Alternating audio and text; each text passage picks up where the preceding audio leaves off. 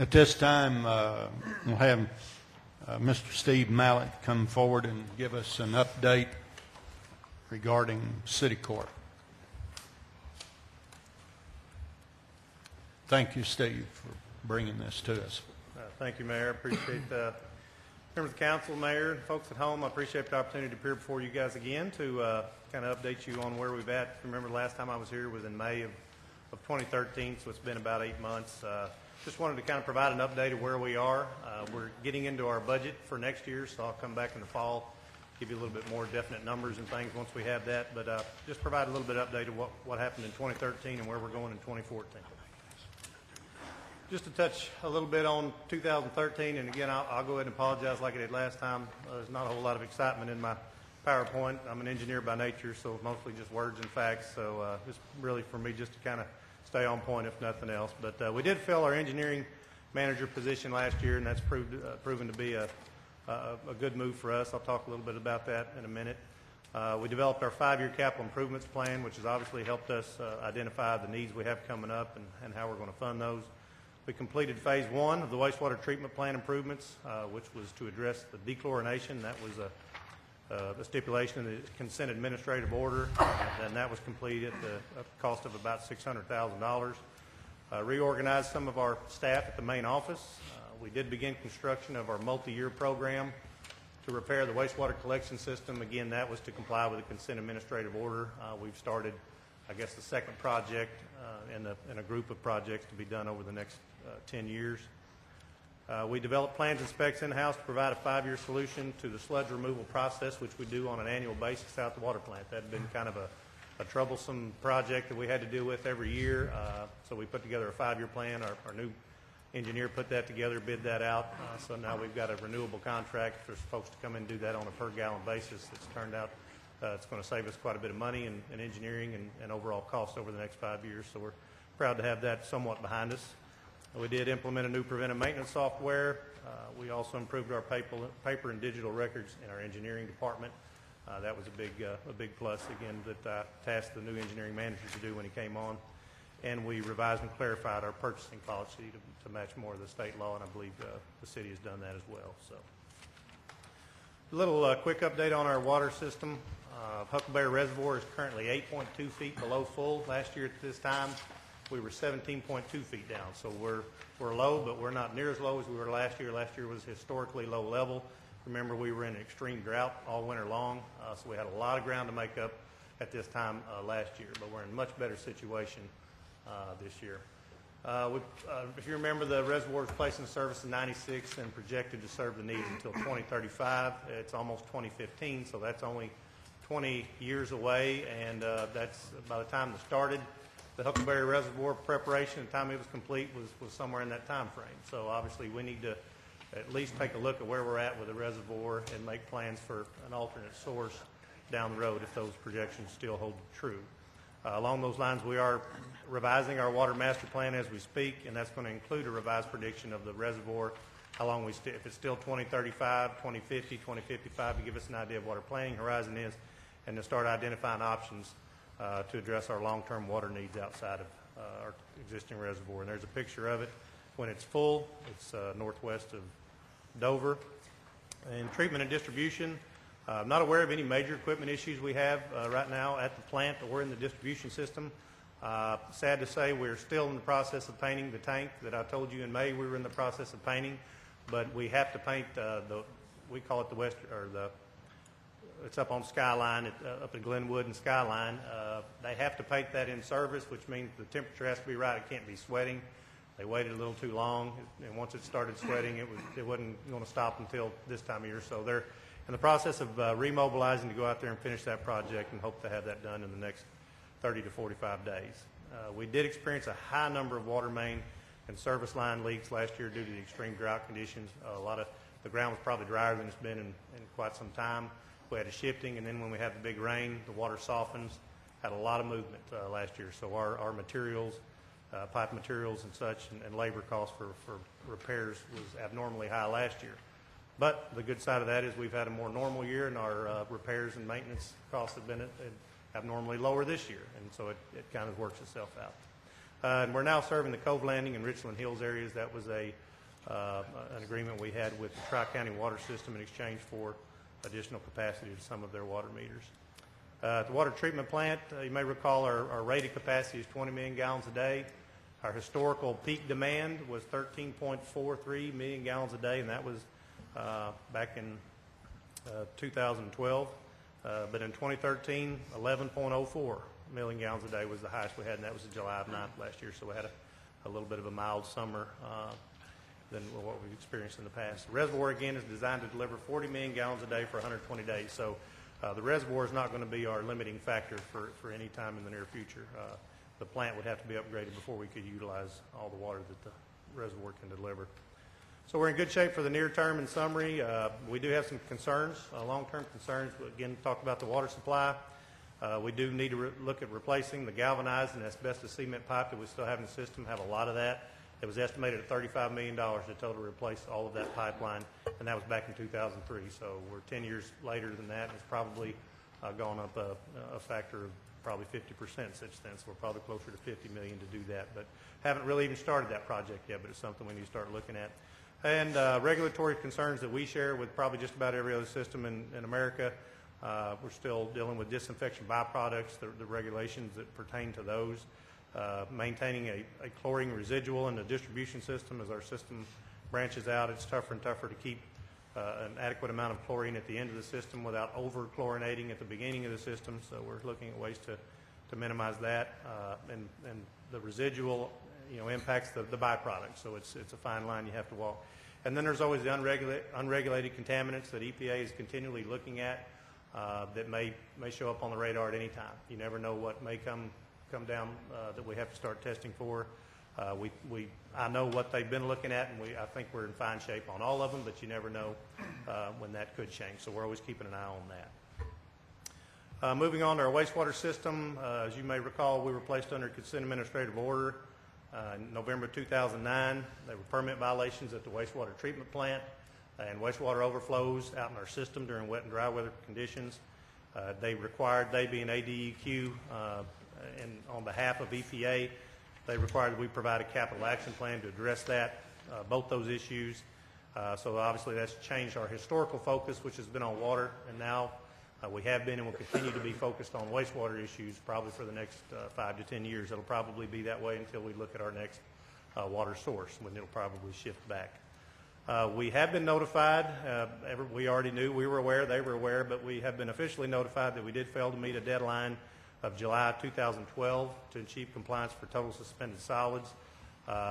We ran some pilot studies. We were not able to do that, so we basically had to start from scratch. We were aware of that. ADEQ was aware of that, but every once in a while EPA likes to grab the file, flip through it. They noticed that we had not met with that date and asked why either we hadn't been penalized or we hadn't had an amendment to the order. So ADEQ got with us, and they're currently working on an amendment to move the deadline back, because the project we have going on out there now, the $10.5 million project, will address all those issues. So it's obvious that we're aware of it, we're dealing with it, just was not able to get it done in the time frame that they originally asked for. So hopefully that'll be all that's to that. We'll just get an amendment to that order moving that date. We have to 2022 to achieve compliance with all of the system issues. The collection system issues. We'll be through with the plant here in a couple of years. But we'll still have quite a bit of work to do in the collection system. So in addition to the $12.6 million we have under contract, we have about $30 million of identified needs over the next 10 years. And that we may get through half of those and be able to comply with the system and slow down a little bit, or we may have to do all those, get to the end, and still have to do more. We won't really know. We'll kind of monitor that over time. Hopefully it's the former rather than the latter. But that's totals of over $42 million estimated to be spent over the next 10 years on the wastewater system if those projections hold true. And by comparison, that's over twice what we spent on the Huckleberry Creek Reservoir back in the 90s. Budget update. We finished some good news. It's about time for some good news. We finished last year's budget well under in our expense categories. So we took a good hard look at our expense lines, made some pretty drastic changes in some of the way we were doing business and some of our professional services contract, and we've come in well under budget and have continued that in this year. Currently, our year-to-date revenues are well above budget and expenses are well below. Our water expenses are 6.5% under through the first 6 months, and wastewater expenses are 18.4% under year-to-date. So that's almost $1 million just in expenses and revenue changes that we're actually ahead of where we had budgeted. So very, very excited about that, and I have to give kudos to our staff because they've taken that personally, and they've all looked at the way they do business, how they buy things, services, products, et cetera, and have made some improvements in those areas. But we continue to evaluate our professional service contracts, engineering, sampling with USGS, and we've made changes just about any and all of those, and we competitively bid all of our supplies and materials now. Another very good note that in May, I can't remember exactly what the numbers were, but whatever they were, we're $3.5 million better now than we were then, just because of several things we've done. We value engineered all of our capital projects and made some cuts and changes and have been able to keep the integrity of the project with saving some money. And as I mentioned, we eliminated or reduced a lot of services and supplies we were taking part of. Kind of gotten lucky. Can't take credit for this one, but we've had a couple projects coming well under budgeted projections.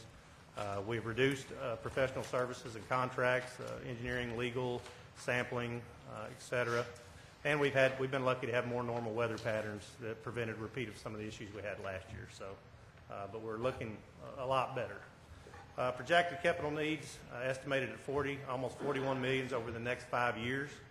About 21 wastewater collection system, 10 and treatment plant expansions if they're needed, and a little under 2 for distribution piping replacement. So that's estimated funds that we plan on generating over that same period of time is $7 million. So obviously there's a little bit of a gap there. And that doesn't include about $50 million in future projects that have been identified but not funded.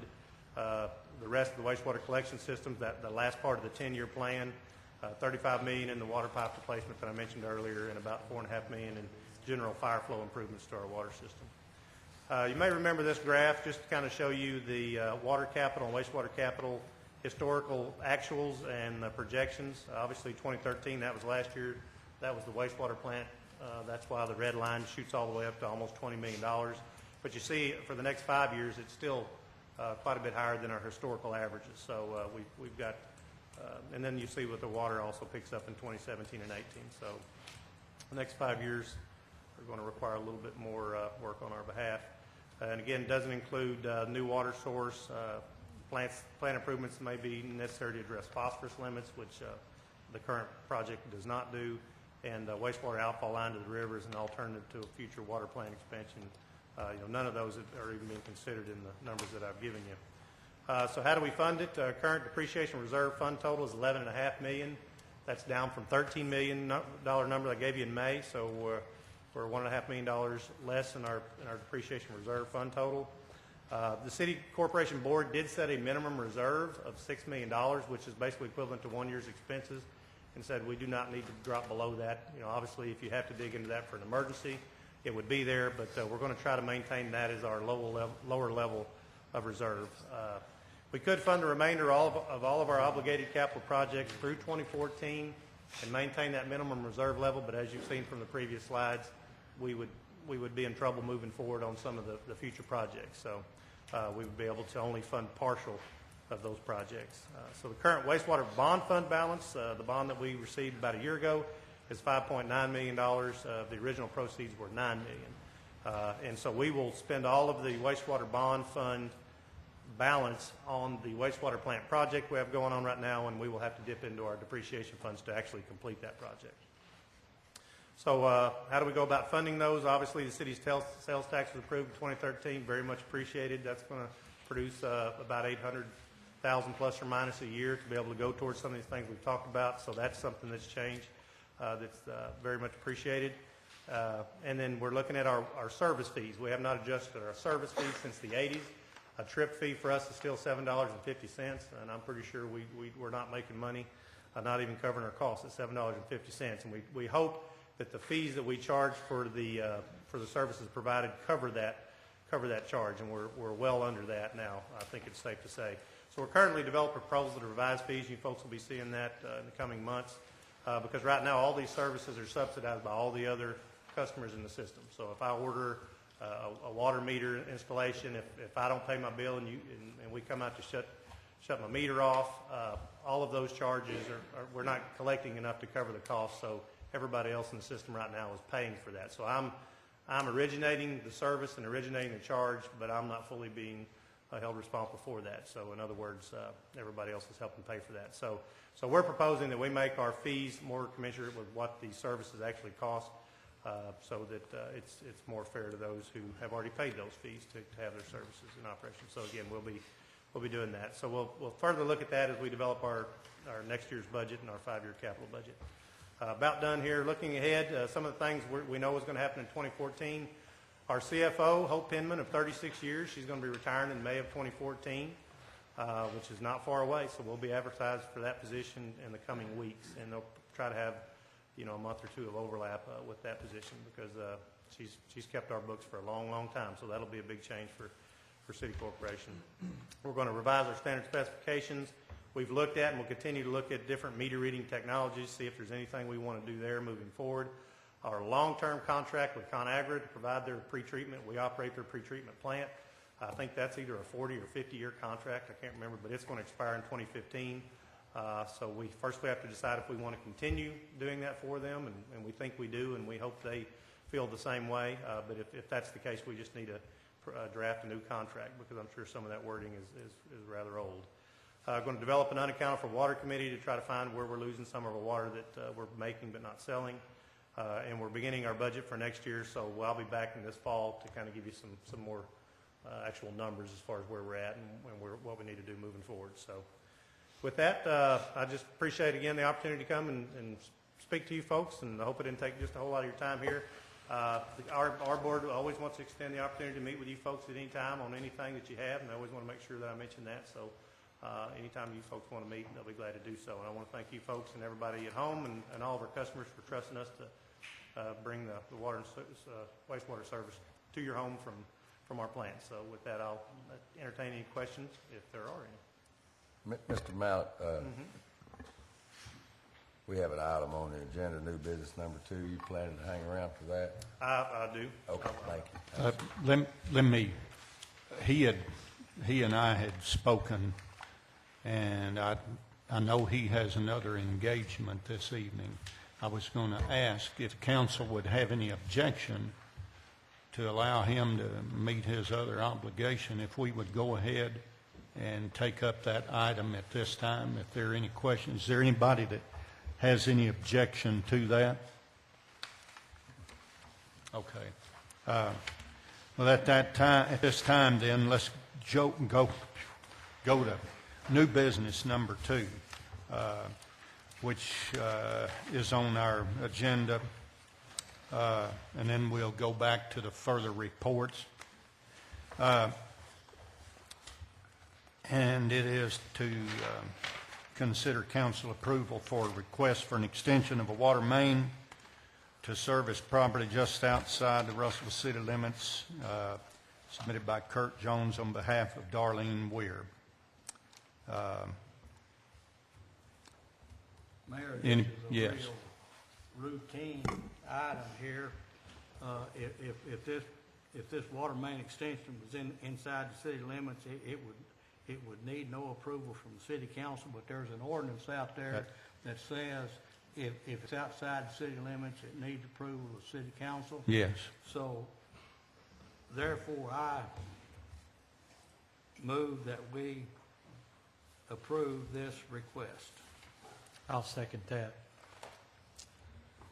Any discussion? Yes, sir. Mr. Jones or Mr. Mallett, either one, can you tell us how much this is going to cost the customer?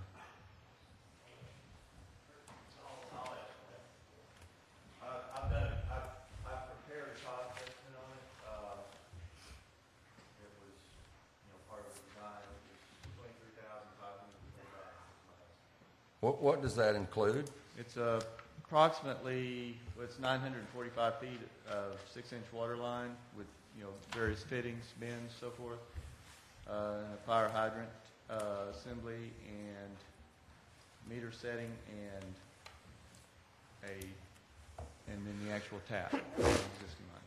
Well, it's my understanding that there might be access to city water closer than this. Is there or not? There is a, well, there's an existing 4-inch line that runs part of the way down, I believe, Tyner Lane. How far away is that from this? Or that's actually on Best. It's maybe 400 feet. Substantially closer. That's correct. Why can't this be used? Well, this line's designed in accordance with city corporations. I mean, this is their standard requirements for a water line extension. It'd be a 6-inch line, and have a have fire hydrant for fire protection.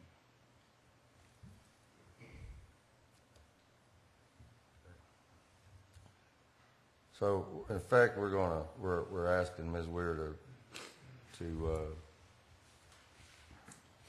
pay for the project in its entirety. Material, labor. That's my understanding. Okay. Mr. Mount, this will be for you. City of Atkins, if you want to hook up to the water system, charges a customer only the cost of the material. Kind of curious why we can't do that. Well, our rates are not designed to cover the expansion or extension of water services. We're basically an operation and maintenance company, and so all of our rates are designed to maintain what is in the ground. Again, kind of goes back to what I was saying earlier. Every other customer would be subsidizing this one individual's line, because it's not, City Corporation gets all of our money from revenues from all of our other customers.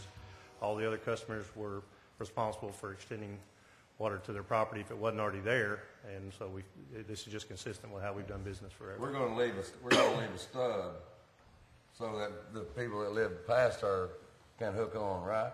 Actually, Go ahead. Actually, the line terminates at her property. It doesn't extend past her property. Not yet, it doesn't. But there are residences beyond her property, They right, that may wish to. They would have to extend the line across her property. Is my. So there's a possibility for creation of several more meters. That's correct. And more billing. But it's a public utility, right? That's correct. Okay. That's all I have. We have a motion I got one and a quick second. question. Is there any other discussion? I got one quick question. Either one of you can answer it.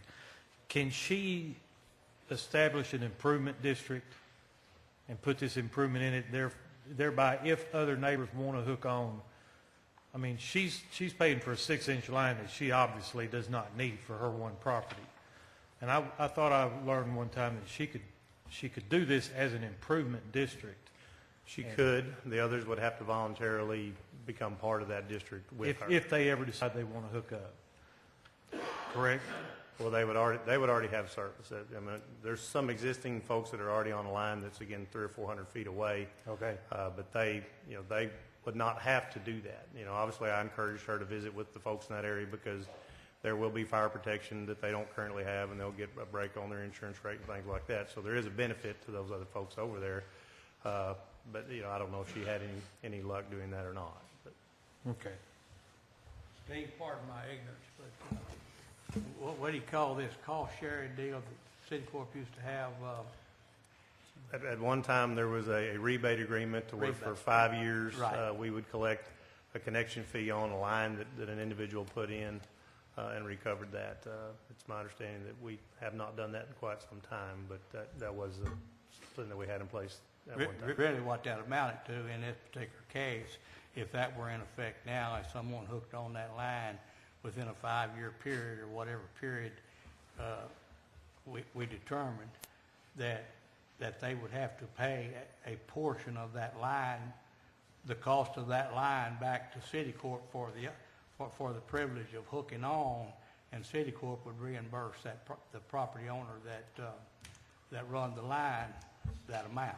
That's correct. That was the You know. policy. It was a fair share past that point. So we're going to run a 6-inch line, 945 feet, and cap it right there. We have a 4-inch line, 300 feet away, in essence to serve one residence.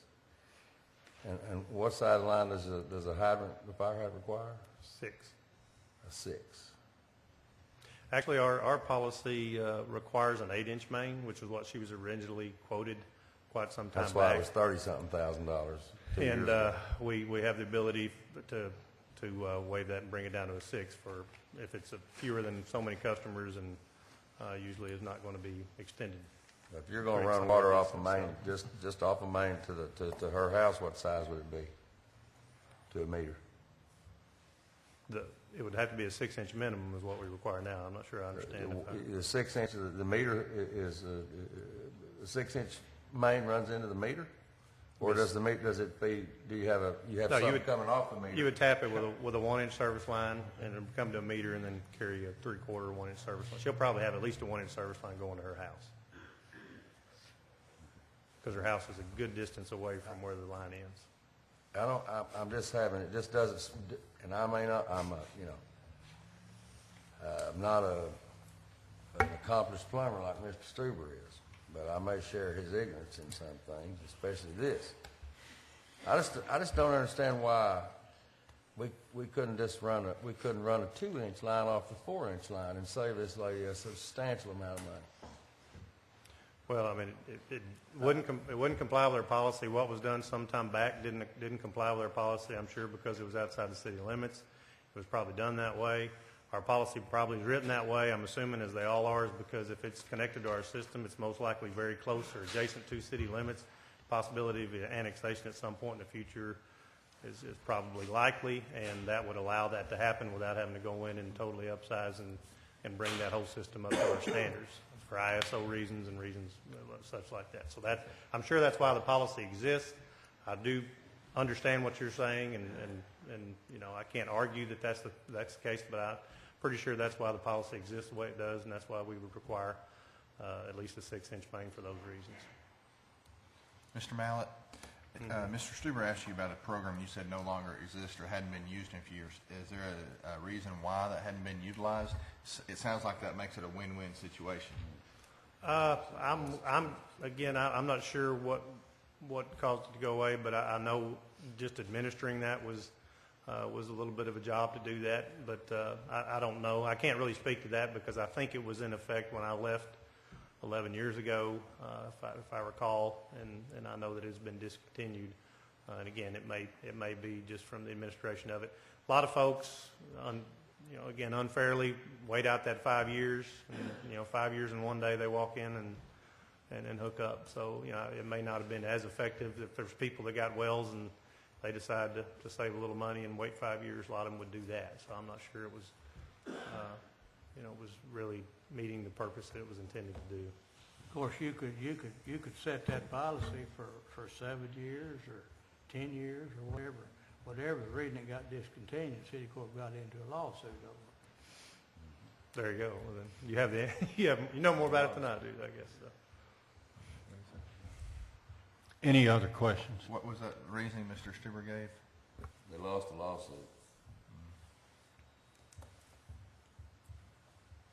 We have a motion and a second. Hearing no other discussion, all those in favor of the motion say aye. Aye. Any opposed? Motion carries. Thank you, Mr. Mallett. Appreciate your report. At this time, I'd like Mr. McCoy to give us a financial update. Finance report for December. General fund revenues, $856,325. That's 1.94% above our year-to-date projections. Our sales tax receipts were $694,003. Our franchise fees and permits were $68,074. Total expenditures for the general fund were $1,497,000. That's 5.76 below our year-to-date projections. Year-to-date, we received $1,126,815 more than received than expended. Our annual expenses, of course, took care of some of that. Our insurance, building, workers' comp is all paid on an annual basis. Street fund operation. Let's pull it back up.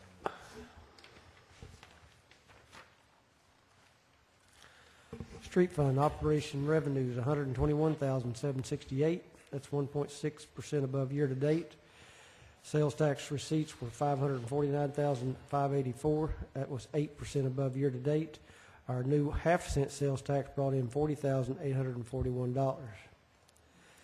Operational expenses were $148,319.32. It's 13.3% below our projections. Sales tax expenses were $1,134,183, and that was on Waco, on Overlay, North Phoenix, and East 8th Street. We had no capital expenditures. Economic development revenues were $81,830. $78,512 was sales tax receipts. $3,318 were interest. Expenditures were $6,783, and that was on Bernard Way and marketing. Capital assets revenues were $20,719. Of that, $307 was interest. $20,412 was a refund on the grant for the airport. Expenditures, $419,589 was on Parks and Rec, the fire department, police, and the airport. Current balance in the capital assets is $465,000. Of that, building fund is $99,242. That's the report. Any questions? Any questions for Mr. McCoy?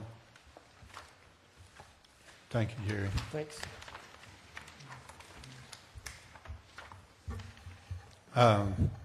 Next item is department report, which we have none, but if we have two councilmen here who have an interest in a committee that they're on, that I had asked them to maybe give us a little bit of an update between the finance committee and this council meeting. We ran long on that, and that is on the parking project downtown. Would you all like to make a comment or two about kind of where that is? Bring the council up to date, please. Sure. Correct me if, on this, on exactly how this transpired, but we advertised for bids for the feasibility, and we did it incorrectly, apparently, when we asked. Is that correct, Mr. Harris? What we received was a request for qualifications. Yeah, and we're going to correct that at our next meeting and get that done, enter into negotiations with a firm. You have received some. We've received interest from 4 companies.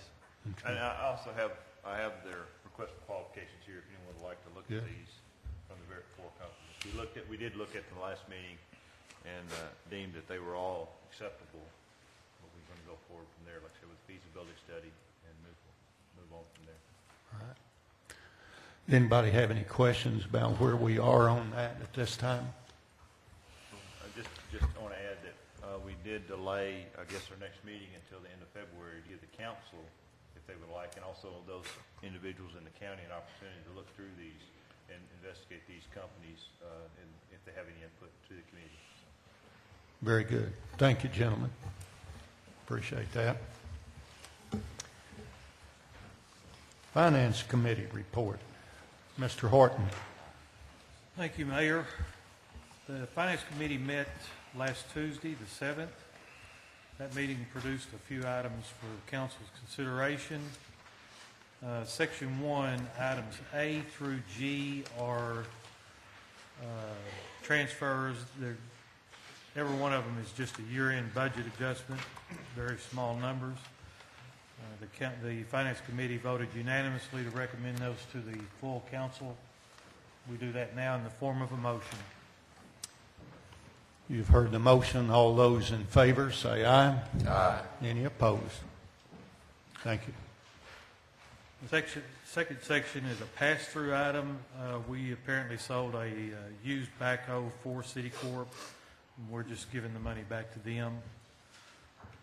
That was also recommended unanimously and presented in the form of a motion.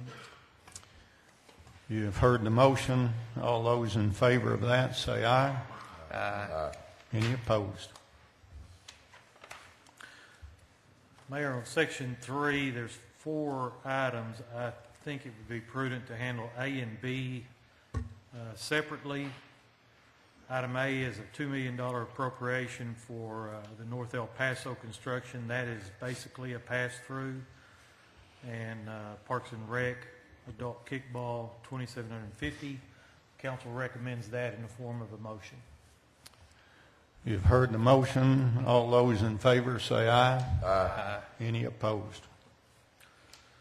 Item C, the reason I wanted to separate that out is previously the Finance Committee had recommended that we appropriate $500 for repair to a septic system on Bayou Lane. And I think generally that's what everybody was expecting to see. Mr. Tripp suggested that we get a little bit more information on that. I congratulate Mr. Tripp on making that bold choice because honestly, I was totally committed that the $500 number was correct. We've had further discussions on it with the property owner and some other experts. That is not a typo. We now recommend $5,000 for his repair.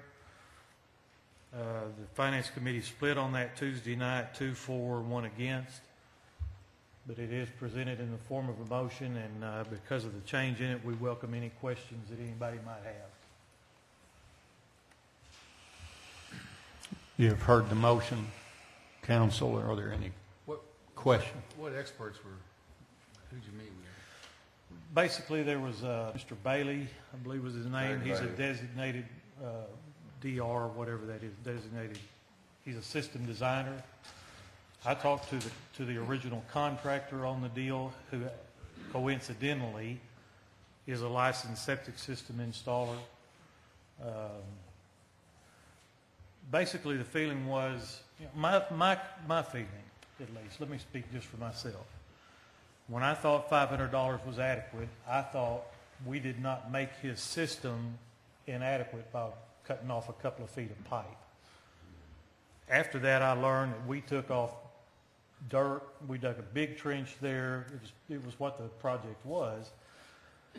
We removed the leach field, which basically is a big sponge. We tore a big chunk off of his sponge. So now there's not enough ground there for the gray water to leach out into and be soaked in the way it should. Normally what you would do is go to the other end of the system, stub on a couple of pieces of pipe, and just move your leach field over. But because of the topography of his lot, we can't do that. To me, it's just a matter of bad luck that it worked out that way, but I think the right answer is to pay the man $5,000 to repair his system. Basically, we had cut, I think, about 15, 16 feet. 15 or 16?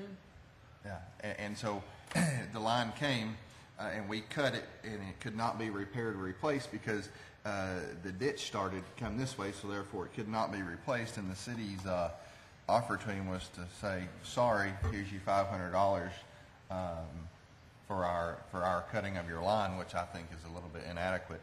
And I heard as Mr. Horton said, I've talked to and heard the presentation from the Health Department representative, and they're really the ones that have all the say in this, and I don't really see where it's up for question.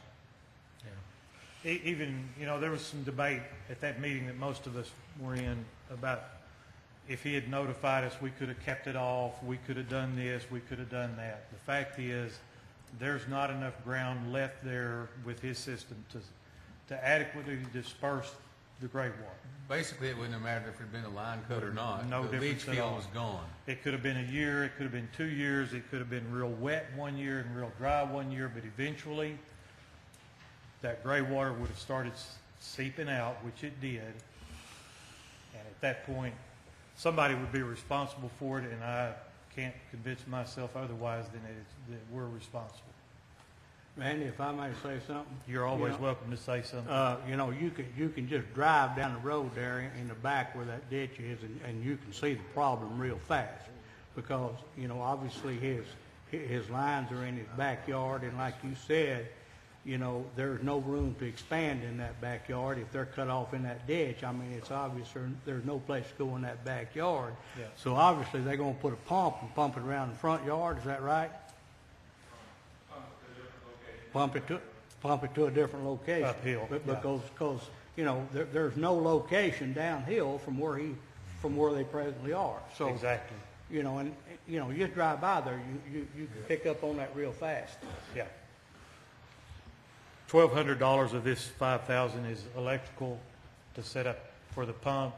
That pump has to be in its own separate chamber outside of this. The main septic tank is going to stay there. The rest of it is field lines, excavation, and all of that. Any other discussion? I'd just like to, I guess, to make a statement that I'm really disappointed that we've gone, I guess, a couple of months, and the council and the individual that's affected had to jump through hoops to come to the conclusion that we've come to tonight, pending the resolution of the motion. It seems to me like the city of Russellville, the departments that impacted this individual's property should have stepped up and brought this information forward, and we shouldn't have had to dig around to try to find out what the truth is. So I just want to, if you call it chastise, that's appropriate, I guess. But the departments that were responsible should have stepped up and provided this information to the council on the front end. Well, Mr. Harris, I agree with you in part, but the information was provided, and the information was brought to you based upon what we believe to be the proper thing that had been done in the first place. My suggestion was that if the council was willing to do what the property owner was wanting us to do in the first place, that would be fine. That would require your approval, and that was brought forward. And we have been arguing with that ever since. So that's how we're where we are. So we're at the point of voting. Any other comments? All in favor? Aye. Any opposed? Thank you. Mayor, we have one other item that came out of last Tuesday's meeting. In December, when we were working through the budgets and passing them, we pulled 2 line items out of the street department budget for contract labor and engineering services. After a lot of deliberation and debate, we totally agree with that there needs to be some further discussion about how these items are spent, maybe how it's, there needs to be some background work done on it, but we felt that it was in the best interest of the city and continued operations that we return those amounts into the budget and figure out another way to deal with any changes that the council wants to make. Do what now? We're not gonna make that back in the budget, but not in these line items available for use until we do something else. I believe at the meeting the other night, it was to put them back in their original line items and figure out another way for the council to control how that money is spent. Okay, all right. But there may be outstanding items that may come up that require this money to be spent. Mr. That was- Horton, Yes, may sir. I ask how you're going to control that? The Finance Committee didn't really deal with that, Mr. Stuber. We just felt like from a budgeting standpoint and from continuity, being able to handle bills until we do reach some kind of resolution, that we should go ahead and put it into the line item and figure out another way to deal with your questions on it. Of course, I don't really understand when you're talking about dealing with bills. You know, I passed out here earlier this evening, you know, a job description, an advertisement for bids. you know, and a proposal from back in '07 that is to the tune of approximately $50,000 a year to do a lot of the same things that's in a job description. You know, and you know, last month I was arguing the whole line item, but tonight, you know, I realized later that I was wrong about that. Tonight, I think we need to take $50,000 out of that line item, that contract labor.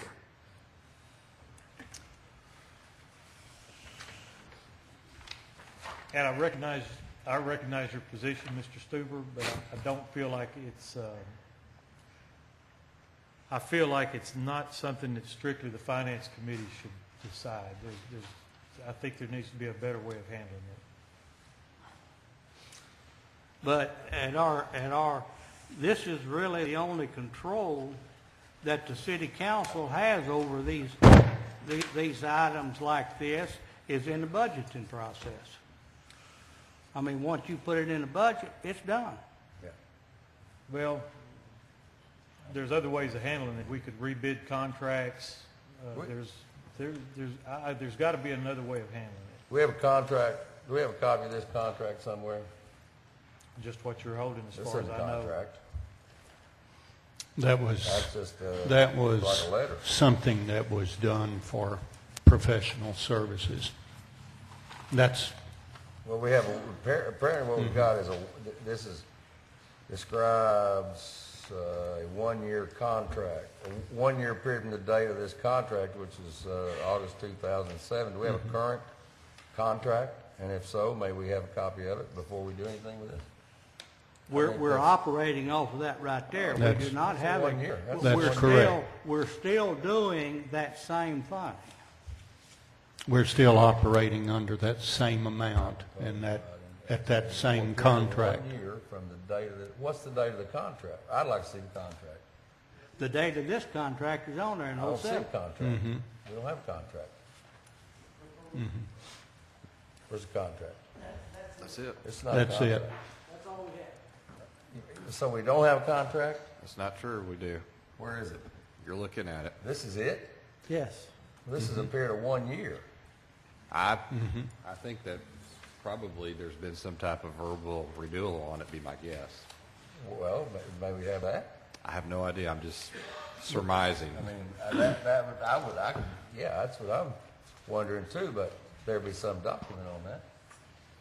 It's my understanding that it is still operating, that department is still operating under that particular And- document right there. And I would also surmise probably that the councils through the years have budgeted so that this obligation could be met. That's- Again, that's, I'm not putting words in your mouth, Mayor, but That's correct. Mr. Chairman, I would like to amend this motion to remove these two line items from the budget until we can find out what we're doing. I don't think we know what we're doing.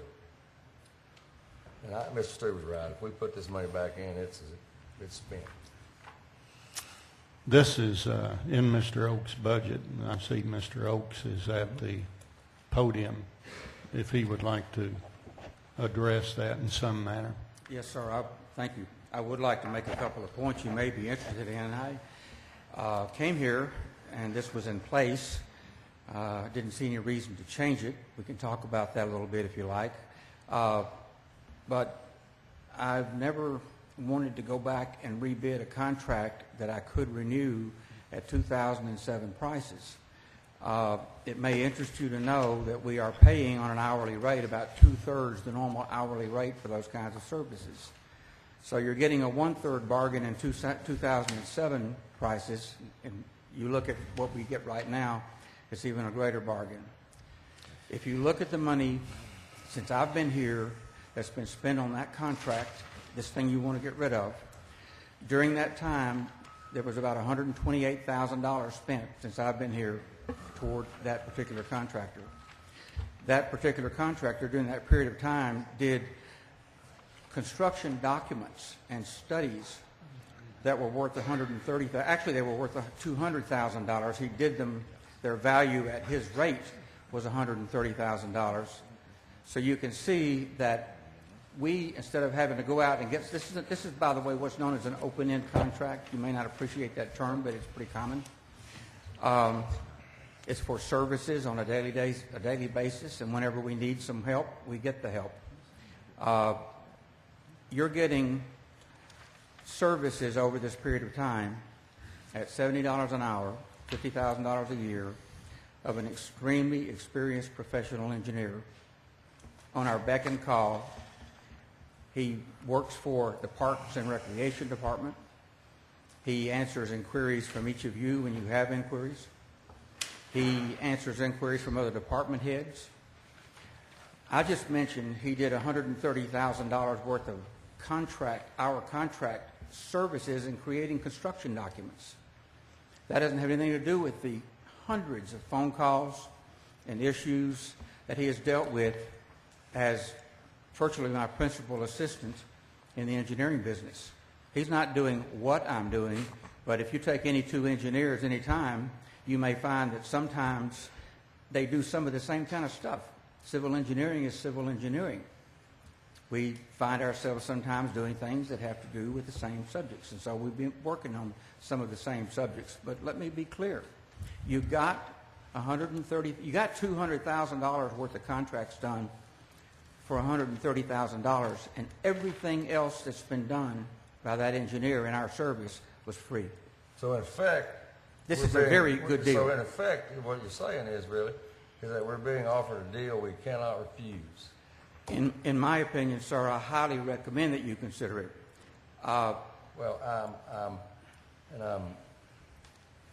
You certainly can. I'm not complaining. I'm not. It's not the cost, really.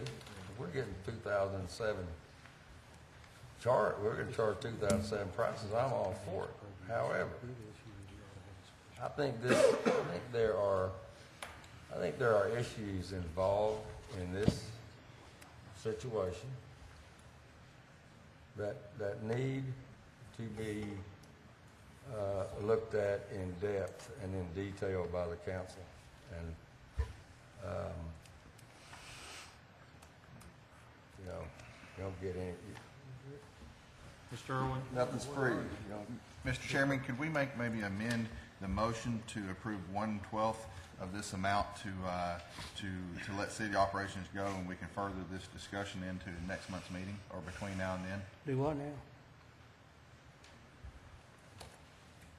Mr. Tripp is making a motion for an amendment to approve 1 month of this, basically 1/12, so that if anything comes up during this month that needs to be paid out of that, it can be, and in the 30 days intervening, hopefully all of us can get together and work this out. This is kind of outside the purview of the finance. Now, I understand that, but Mr. Oates, I want to make it clear, I'm not for 1 minute saying we aren't getting a good deal with this outside engineering, okay? I mean, we're getting a hell of a good deal, okay? And I think a lot of this engineer, I mean, and that's the bad part of this deal. But if you read job descriptions and advertisements for jobs, we're duplicating some of the same services, because these services are being paid to review plans and things of that nature. You know, answer phone calls and take complaints and stuff like that. And you know. May I interject something here, Mr. Yeah, sir. Stuber? Okay. I second Mr. Martin Irwin's motion. What was Martin's? We had another. To remove it.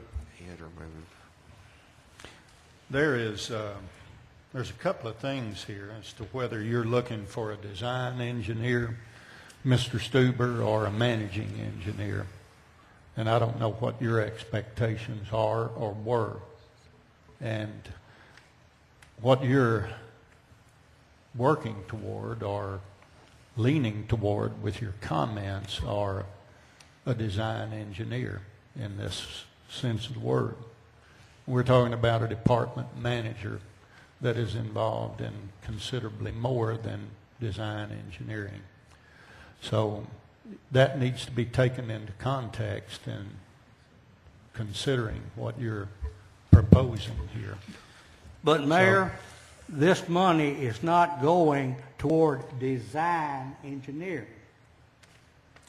Yes, it is. And this, what you're seeing here, part of that is definitely items in that regard. What would fall into that category? Jerry, how So much? we have a motion and a second. Is that correct? I'll second. What, we have, the motion and second is to amend it to 1/12 of its present value. Martin's died because nobody seconded it. I No, say, because We didn't. Mark We came had in. we had an amendment to No, it we before it began was discussion seconded. Before there was any opportunity to say. Yep. But there was no second. Instead, there was another amendment. Just to clarify, I seconded the amendment. Which one? Mr. Tripp's amendment. May, yeah. That's ridiculous. that's fine. Does everybody understand the amended motion? I understand it. I think we ought to entertain the original motion, and I hope we vote on this amendment in such a manner that we can entertain the original motion made by Mr. Horton. Well, It's been amended. let me say, if there appears to be some kind of an issue here in regard to the manner in which something is being done rather than what is at hand here relative to providing labor and engineering service as is indicated in this particular item. So at this point in time, we do have an amended motion. So we need to vote on that. No. Are we still discussing? Vote on it. We have. Yeah, the original, Yes. the original. Yes. The full amount. Does everybody understand that at this point? No, sir. I'm curious as to, are we still having any type of discussion before we take a vote on something that I'm not sure about? Yes. We Because have an amend, we have Go ahead. a motion and a second amending, and yes, you can discuss that. Okay. Mr. Oakes mentioned that this was an open-ended contract.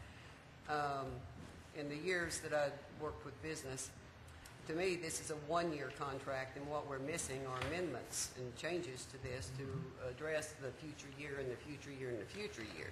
You can look at this and think we're 4 years out of this contract. So we're really working without a contract. And then there are, Mr. Stuber also has pointed out and given to us a job description for the other job. So I would hope that we would not approve 100% of this, because I certainly think we need to work on these documents. That is what the amended motion was. That's what the amended motion- Amending motion was, yes, Mayor, to clarify, the amending motion is for the 1/12, 1 month's worth. yes. This, first of all, this is not a contract. This is a proposal for a contract, and the resulting actions between the parties are contractual in nature. It's a professional services contract. It's not written. He's made a proposal. Mr. Jones made a proposal, and the city accepted the proposal sometime after that at some point. And when he performs work, because of quantum merit, he's entitled to pay. That's the contractual. That's what transpires to form a contract, not the writing down of some words. This is a proposal, and what the parties did between each other, that was the contract. He performed services, and the city paid him. That's what happens. Well, it's an alternate theory that you're getting at. Well, this isn't a contract. It's not signed by anybody. It's not enforceable. It's just an agreement. Well, Just an that's agreement. a limited, that's 1 year only the records, but as being there, I know that it was proposed, there was an offer, acceptance, consideration was done, contract. By But actions, if you not want to, by this. well, by that offer, by verbal acceptance and payment. So we don't of have, services. what There was I'm getting, mutual, what I'm getting at is, no. It was What I'm getting at is this 1 year limitation is non-existent. This was a proposal he made in 2007. He proposed on this document to provide these services at these rates for a period of 1 year. He has, by his actions, extended that proposal, and he's performed these actions at the same rate that he did in 2007. Each time he performed it, he was entitled to payment. The city did it, and that's the nature of things. This document doesn't limit anything to 1 year or 2 years or 100 years. It's just a proposal, and the city's actions and Mr. Jones's actions are what count, not these words. There's no limit on this time. well, they followed the words that I are know. on that. Well- So to say it's just a proposal and ignore what people who were here were saying what happened, You know better than that. Trey, if you go in a grocery store and you pick up a carton of eggs and it says $2 on it, that's the store's proposal. Your actions make it a contract when you put the money out there to them and they hand you the well, eggs. now you're switching from goods to services, and we can play this Well, we legal game can, we all we can want. argue the legal, But I don't want to do that. I think we're both language have a Mayor, different for the perception, night. but I think we both are in agreement. There Mr. is Mayor. some type of contract out there. Mr. Mayor, Whether Mr. Mayor. express or quantum. Obviously, this pool is a little deep to be swimming in at this meeting tonight. That's We have a correct. motion and a second for a temporary solution to this. It gives us 30 days to work this out in a more reasonable manner at a better time. Respectfully, I motion that we call the question. All right, you've heard the proposal. You've heard the question called for. All those in favor, say aye. Aye. Any opposed? No. No. Please read the roll, Ms. Collins. Mr. Tripp, Yes. Mr. Richard Harris, Yes. Mr. Seth Irwin, No. Ms. Freddie Harris, Yes. Mr. Stuber, Yes. Mr. Roberts, No. Mr. Martin Irwin, No. Mr. Horton. Yes.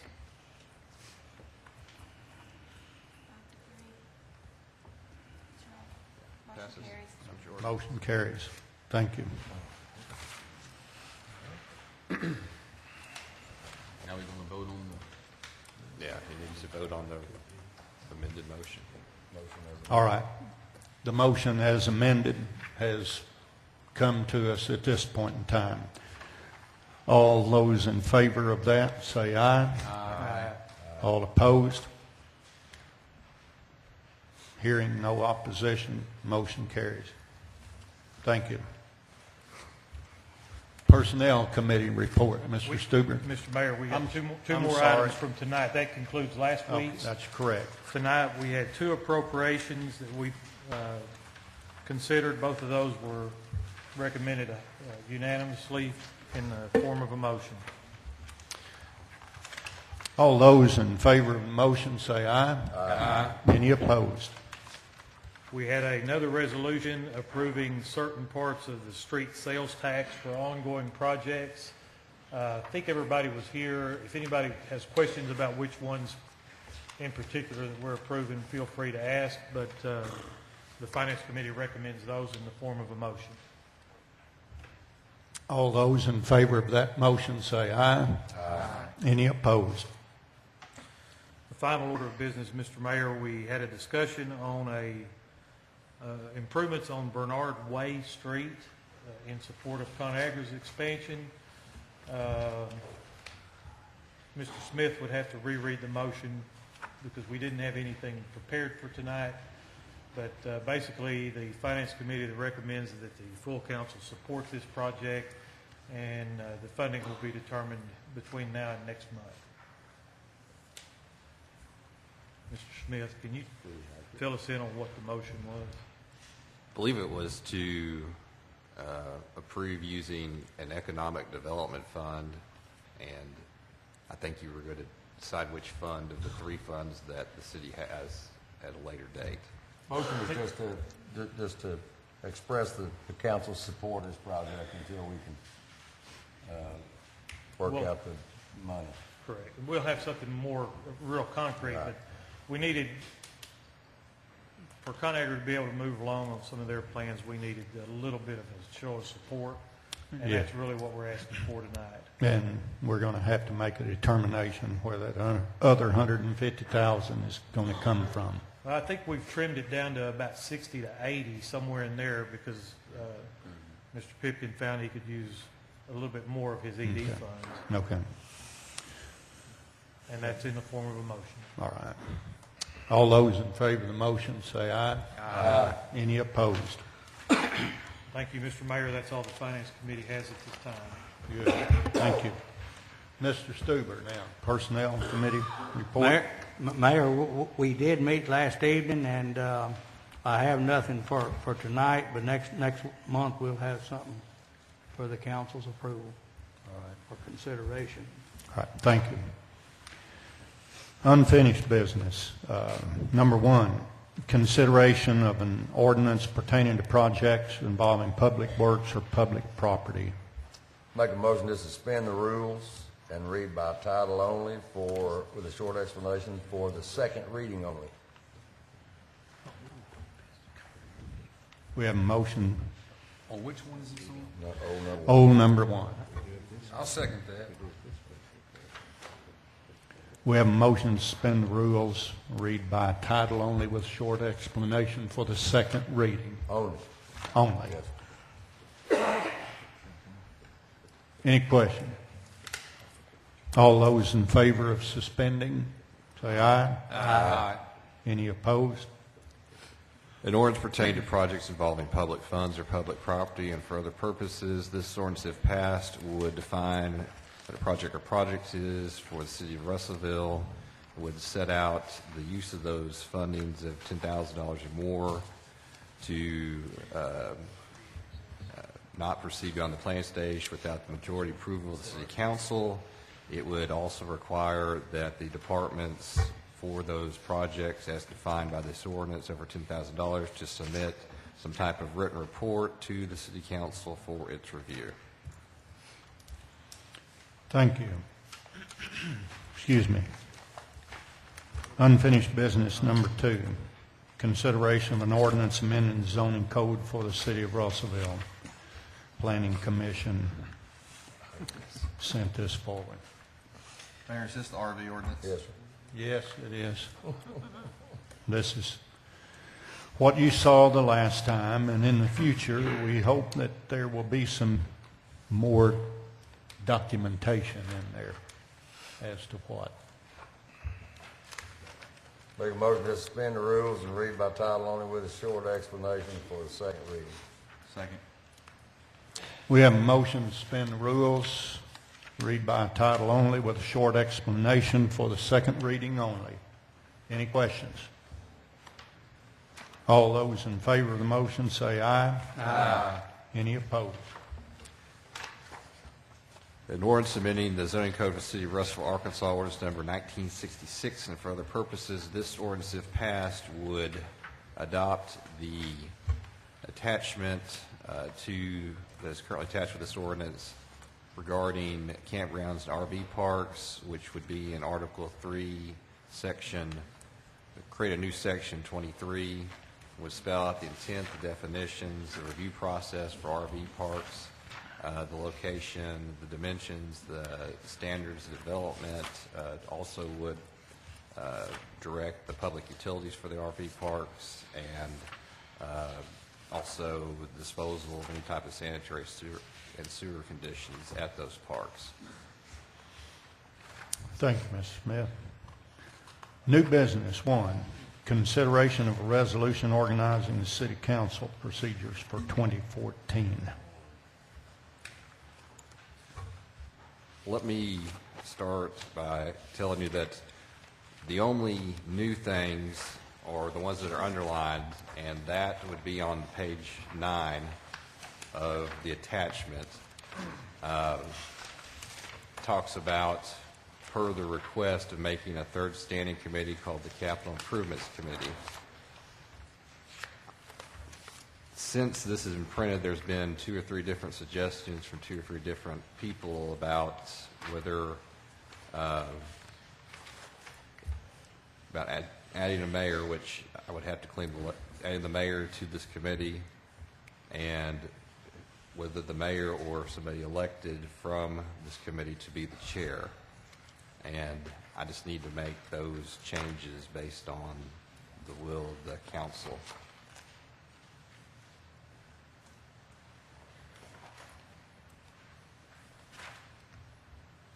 And then the other parts are on page 11 and 12, saying out what the capital improvement committee, what would be reviewable and not reviewable. And that would be on page 12 specifically.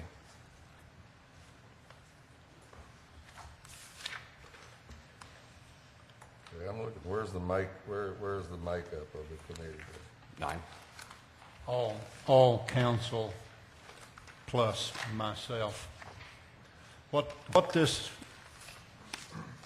is an opportunity for the council to have a full review of every capital project that is going on, and have the department head present for review and a presentation about the particular project, and allow everybody to ask questions before we commence that thing, or how the progress is being made as we go throughout the projects.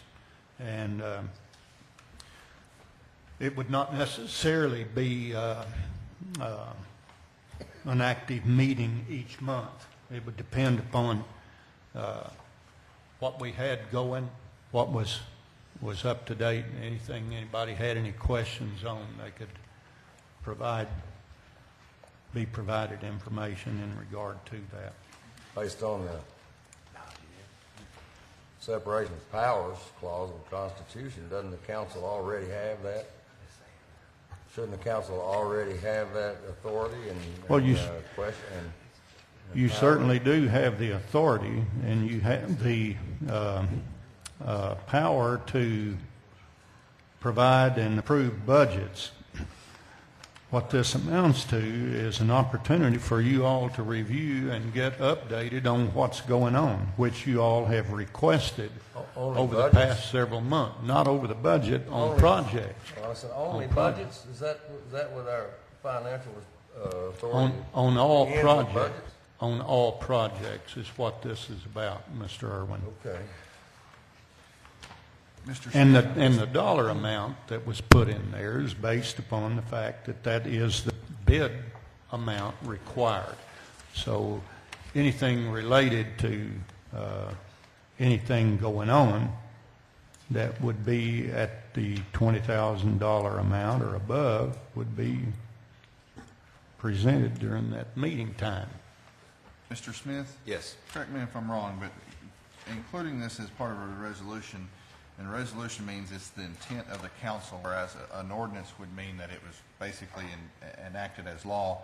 And including it as part of this resolution only would include it for this year. It would have to be re-included, re-voted on each year to be active. That's correct, but the enabling legislation, the state law, requires that the council organize each year in January of the month, and it allows a resolution to do so. So you're correct in that supposition, but this is a resolution that's allowed by state law to organize this way. And it also requires, the state law requires that the organization take place each year. So that's kind of why there's that. I know what you're saying about an ordinance puts it in place, but with the state law in place, it helps. It allows a resolution to do it, such as we're doing here and we have done in the past, and it avoids having to publish as an ordinance. Saves us the cost there as well. But if it's not included in January of 2014's council procedures, then it would not be in place at that point. I would say that the old ones would roll over until the council organized as soon as it could. It would just stay there until it's the organization for that year is completed by the council. All right, I'd like to make a motion to strike paragraph D in its entirety. Section D, D1 and 2, So is that on page 9? 12 going to 129.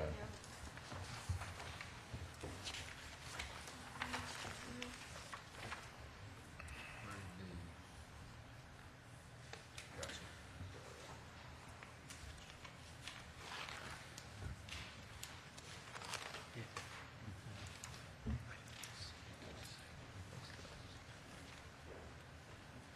Would you repeat that, please? My motion is to strike paragraph D, remove paragraph D, 1 and 2.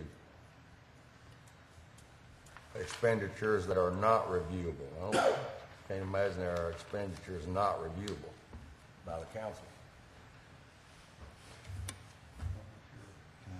Oh, the one was, D1 is just a recurring expense for ordinary maintenance, and then the other one was for the aesthetic, if like, say, if there was painting that was Let me striping. modify my motion. Yeah, you're, okay. I'm just explaining which they are. D2. D2, I think 1 is a separate, yeah. D2, Okay. Mr. Irwin, yes. if possible, I'd like to take your motion and amend it to where the chairmanship is elected by the committee, and make that amendment on top of yours also, please. Add 2, well, okay. I think Can I have one other maybe housekeeping thing, which is, the way it was written was the mayor would be an ex officio. Could he just be a regular member that would vote to break a tie?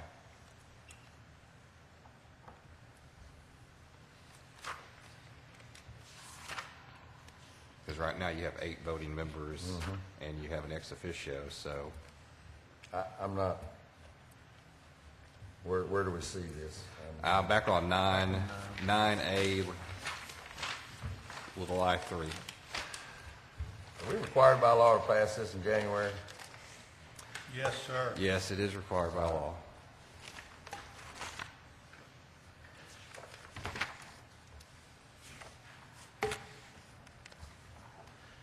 Mr. Smith, can you restate your statement, please?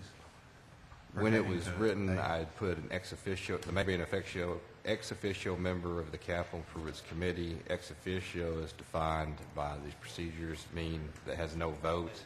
You would have 8 people on this committee. You have the potential for a 4-4 tie. By restoring it just a regular member, there would be 9 voting members, so there wouldn't be a tie. Just a simple. Well, we just changed it so that the chairman is a non-voting member in case, unless they're tied.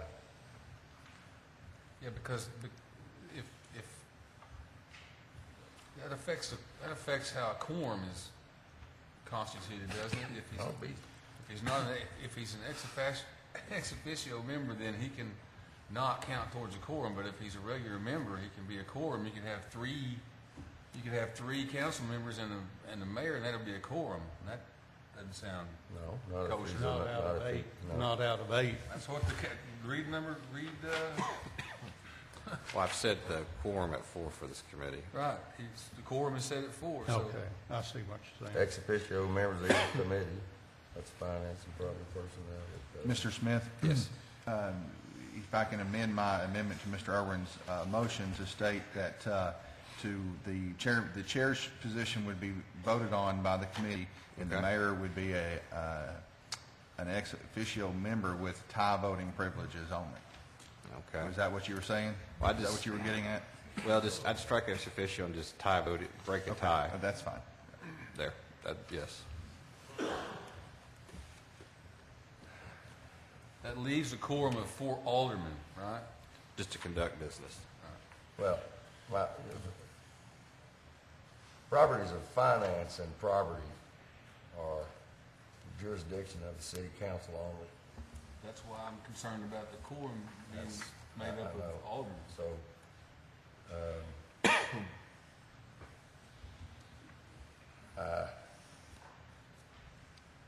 Which part are y'all on now? B. not sure we can, I don't know, I guess we can give away our authority if we choose, can we not? Or is that what we want to do? That's what we're trying not to do by, Yeah. it's a voting Why don't we member. just remove the whole thing from this package then? I mean, Well, let me make a statement here. I have been hearing for the last month or two that you all are not getting enough information on different things that are going on, whatever that means. But what I suggested to Mr. Smith was to come up with a means that would provide you an avenue to get feedback on all of these things as they pertain to the business of the city. And that's why this proposal is in here. And it was strictly on that accord. Now, if y'all don't think that that sort of thing is needed, then strike it out of there. If y'all have got all the information you want, strike it out of there. That's fine with me. But I'm trying to make it as reasonable as I can for you all to be able to get that and have an opportunity to do it at a time that it won't require another night or something else. And that's strictly what this is. Now, if you're concerned about my making a vote or something here on this, then go ahead. I'm not concerned Mr. about Smith? you, Mayor Eaton. We're concerned about the office of mayor all the way across in perpetuity, from here on. And I know we renew this each year, but once something is put in place, it's a lot easier to renew it than change it. And my only opposition to this is that the mayor shouldn't be able to make up a quorum of a committee of which aldermen are supposed to be the members. That's the only. I'm not. Nothing. I'm not worried about you. I don't have a problem with the way that reads as far as what makes a quorum at all. That's my only. The number of, Mr. Smith? It says the number of aldermen. It doesn't say the number of members. The number of aldermen is 4. The mayor won't count. The only thing the mayor will get to do is break a tie. Very good. well, Mr. Smith, can you? I'll just cite an example. On the North Phoenix project, there was a fence that was $65,000 that, to my knowledge, and I think maybe to Mr. Horton, Mr. Tripp, Mr. Stuber, was unknown to us as a part of that project. And D2 is going to authorize that very thing. I just don't know, issues of finance and property are the sole jurisdiction of the city council. Now, we want to maintain that responsibility, or we do not. But I don't see any reason to water it down or to weaken it. And frankly, I just think that, it is absolutely a separation of power. Mr. Smith, can you clarify for me? It appears to me that this resolution is simply setting up a formal mechanism for the council to review these capital projects, and it does not relinquish any of the rights and authorities of the council. That's correct. The quorum just says the number of people to conduct business, and it's 4 aldermen. I could walk in at any point in time and ask for, outside of this committee, and ask to review a capital project as far as a council member. Sure. Certainly. Okay. This is Certainly primarily an informational thing, but to set it up to where it is how we would be organized for this, that's why it's in here. It doesn't make me one bit of difference if you all want to strike it out. If you think you're relinquishing something, strike it out. Well, it's an opportunity to have information come to you that is not being done in a particular format at the present time. So. Well, I mean, Mr. Smith, what is D2? What does that mean? It's not reviewable. expenditure over $20,000 for aesthetic, decorative, cosmetic, or superficial designs or graphics associated with or part of a monetarily larger defined capital improvement expenditure. So, in other words, if we build a street, Right. and then there is an expenditure over $20,000, let's say a $65,000 fence. I mean, why wouldn't under any normal set of circumstances, forget about this, why wouldn't that be an expenditure that the city council ought to have to approve on the front end of the project when the project itself was approved, or as a change order? But at some point there's a agree or disagree that there's city council is the body that decides whether or not to add money to a project, approve a change order, or approve something at the end of it that is aesthetic. Do you agree with that? Let me back up even one further, is that when I wrote this, I was asked to put this in based on the fact that basically any type of ancillary to the main design of any type of capital improvement be made an exception to. That was what I was asked to do, and I put it in there. But shouldn't that, strictly speaking? Strictly speaking, it's up to the will of the council by majority to vote to determine the policy of any type of capital improvement expenditure. And separation of powers gives jurisdiction But over matters of finance. To the yeah, legislative but body. no, that's not correct, because at a municipal level, the Arkansas Supreme Courts have never defined a separation of power of legislative and executive at that level. That I'm well aware of, and I can show you the sites to that. So it's never been, the question's never been asked the right way. No, it's been defined as such. Judicial body. Well, if you don't believe the Arkansas Supreme Court is the right judicial body, then I can't help you on that one. Okay.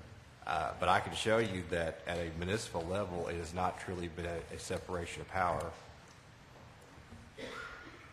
But at the end, there is the state law that it gives the council the financial authority, final say. How y'all want to establish it or set it up, our procedures, up to y'all. And it's permissible, I believe. Mr. Smith, could this be set up under ordinance instead of resolution? You could, but then you have the ordinance publishing it. Are you talking about just this one particular committee? Just this committee. Then you've got two different documents relating to procedure. And if that's the way you want to go, I guess you can do that. At that point, you're splitting things up out of one body of work, and then we're keeping up with other things. But that's what the will, if y'all want to do that, that's fine, sure. Mr. Smith, let me ask you one more question. Can we add to the rules of procedure later later in the year? I think you can. I think that once you get the main organization, sure, I think you can tweak it. Okay. In that case, Mr. Tripp, in that case, I'm going to amend my original ordinance to strike the Capital Improvements Committee altogether, and let's attempt to refine this some. There may be some more information y'all might want to know about that. Ms. Collins, what's it cost to publish? He didn't mean his ordinance, he meant his motion, I think. You amended your original motion Yes. to strike the whole. Let's just strike this, yes. But I thought where you were going with that is you'd strike it all and then bring it back Well, as an if ordinance. if that's the will of the council, we can, but I don't think anybody understands this or has digested this enough to be able to make Okay. a reasonable, intelligent decision about it. You've got a motion, okay? And there was a second, I believe, Who was the second? What was the motion? to remove that particular item out of the organizational structure here. Mr. Smith, all of the underlying parts deal with the capital improvements. All the Is underlying that parts, correct? no, all the underlying parts are what is new from last year. What are struck out is stuff that's struck out from last year. Whatever is not underlined is what was given to you last year, and you operated under last year. All 128 of 129 pages. So,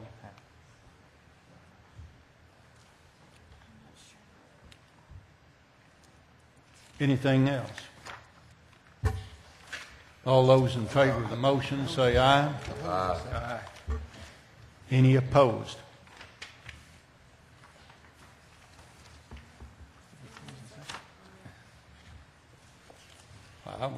who seconded that? I thought the other Mr. Irwin seconded that. Did you not? I don't believe so. I don't Okay. believe I did, but I will. Okay.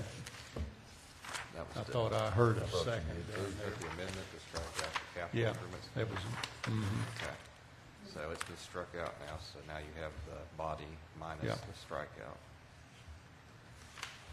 okay, second item there. Is there a recommendation to approve that minus what was amended from it? Motion to approve. I'll second that as well. Okay, any discussion?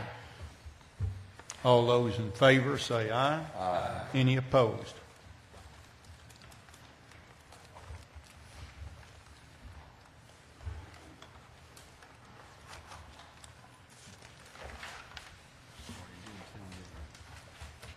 Yes. All right. New number 3. We've completed number 2. Consideration of an appeal for approval of the City Council for a preliminary plat of the Overland Park subdivision submitted by Barrett Associates.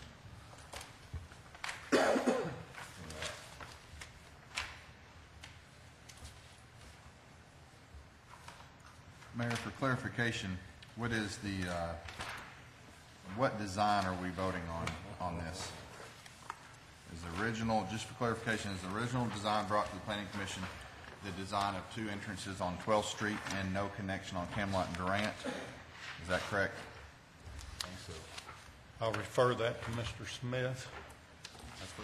My understanding, it was the original that is being appealed to be reinstated is the one where there are 2 entrance and exits onto West 12th Street. That is the appeal. Yes. Yeah. Which Now, would also include the paver or something to allow emergency access on the north side?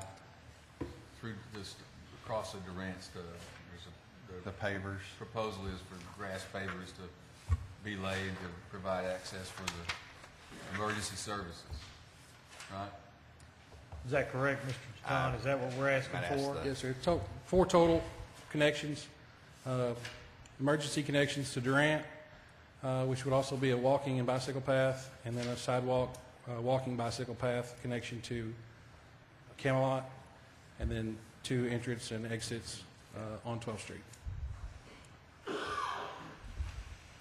That's what we've requested review tonight. My motion would be to grant the appeal. Second. We have a motion and a second. We have an individual who has asked to speak here this evening on that, Mr. Noyes. Anybody? I spoke to Mr. Noyce before the meeting, and he apparently has left. Okay. All right.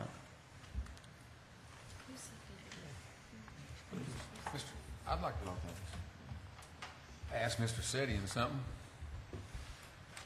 Yes, sir. Yep. These grass, I mean, these, Tough track. what am I trying to say? Tough track. Sorry? Tough track. Grass, Track? Well, yeah, grass pavers Okay, is, that supports the emergency services vehicles that we have in service, is that right? you have to have those engineered. Basically, it's an engineered grid type surface. If any of you have been to Crystal Bridges Museum up in Northwest Arkansas. On the back side of that, away from the water, there's a really nice landscape grassy area. And if you look about halfway down there, there's a hydrant, and that is a grass pave. We actually just implemented the first grass pave at Arkansas Tech campus between the M Street dorm and one of the halls there that we needed to get a truck. They wanted to keep a grassy area that we needed to get a truck through. The grass pave has to be engineered properly. The code requires 75,000 support of your road surface. Has to be a particular width, and obviously it has to be designed so that it doesn't attract normal civilian vehicles to drive over. So there are designs out there that manufacturers have come up with that have to be engineered that meet the fire code for accessibility. And so if these were put in, they'd have to meet the fire code, and the city would be able to make sure that happened. Is that right? Oh, absolutely. Okay. I mean, absolutely. We would follow the fire code, absolutely. Mr. Setian, do the two outlets there on 12th Street meet the fire code as was previously discussed? Well, first of all, I wrote a letter in December in regard to those two outlets. And there is something in the code that talks about remoteness, and essentially, you take the diameter of the property, okay, and it can't be any less than half that diameter. Those two proposed inlets off 12th Street did not meet the fire code for remoteness. And in case you were wondering what happened at the last Planning Commission meeting, they approved their original approval, of course, was the Durant, Camelot, and the one off of 12th Street. So we've kind of gone through this process, but the two access points just off the 12th do not meet the remoteness portion of the fire code. Close together? Too close together because if you take the complete diameter of that subdivision, they're less than half. Does the addition of those two accesses at Durant and Camelot, do those make it such where it meets the code for remoteness? Yes. The way when the code talks about remoteness, and you got to remember that where the code is coming from, and what is the optimum or what everybody would like to see. Multiple. Of course, we'd love to see multiple access points into a subdivision. I mean, it makes sense, right? Then the code says, well, you at least need two, and of course, your Camelot and 12th or Durant and 12th are going to meet your remoteness. The problem is when you bring two of them off of 12th Street, those are too close. And so what's been proposed in addition to that is accessibility utilizing these engineered grids, and I think that's another option. So I think that's where you might be tonight. So this engineered grid will alleviate your concern? It will. With the remoteness? It's going to meet what the fire code is asking for that additional access point. Now, whether that meets the intent of zoning and, completion of grids, street gridding and all that, that's a completely separate thing. Okay. But engineered properly, it will meet the accessibility if it's designed right. The thing about it is, like if you look at Arkansas Tech University, they're going to maintain it. You got to remember, these are grassy, nice, landscapey areas. So the question is going to be, who's going to maintain that? You don't want it. It's not going to be just something that gets muddy and weedy and everything. It has to be designed maybe kind of like a rolling curb that a truck can actually cross, with obviously to handle the weight with the proper width.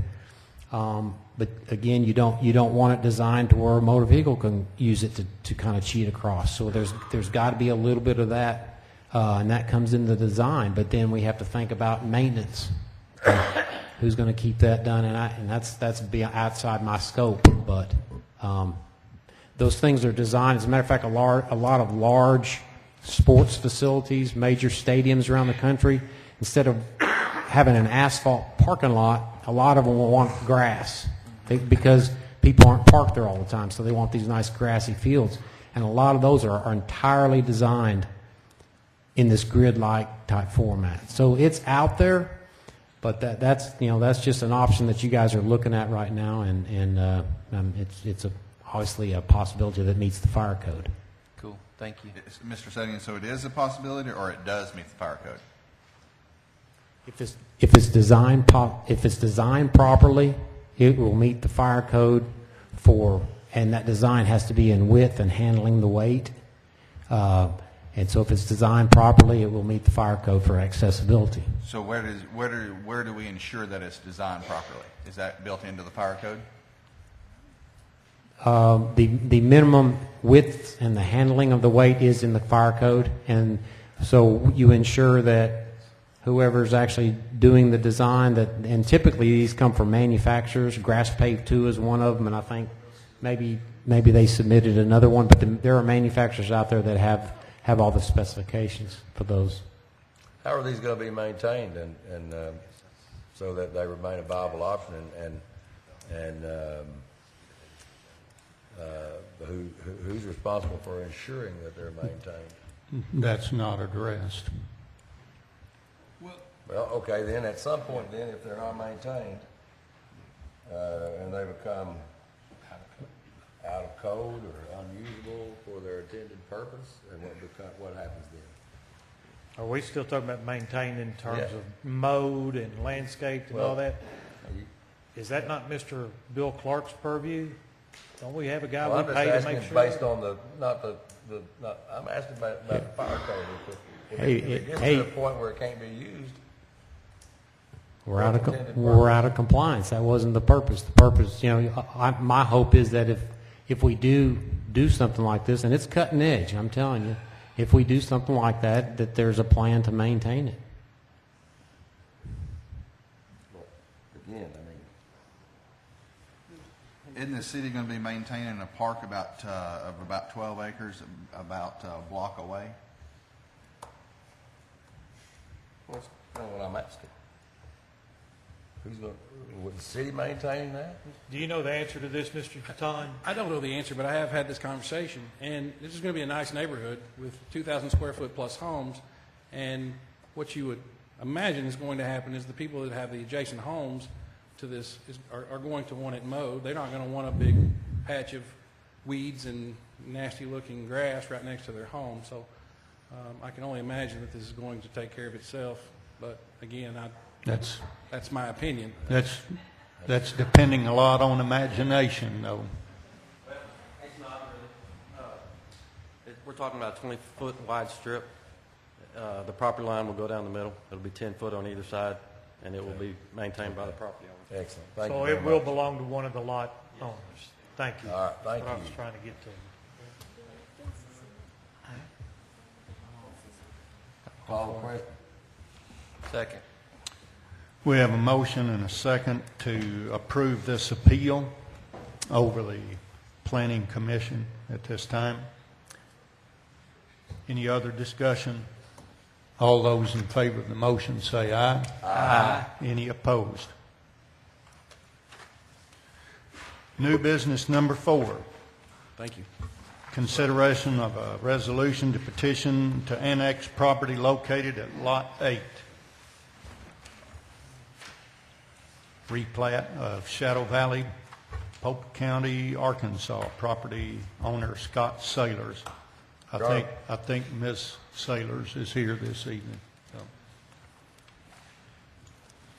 This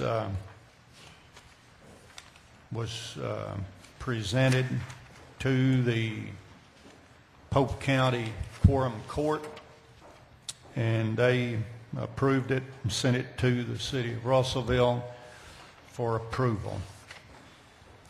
There is one lot in regard to this. I have no problem with taking this one lot in as long as we take in more down the road. But I think that the council needs to keep that in mind. Is there an advantage to doing this one lot separately, or should we consider the whole deal at one time, or is there a pressing need, Ms. Sailors, to go ahead and get this done? Please? Yes, ma'am. Yeah. Please come to the microphone.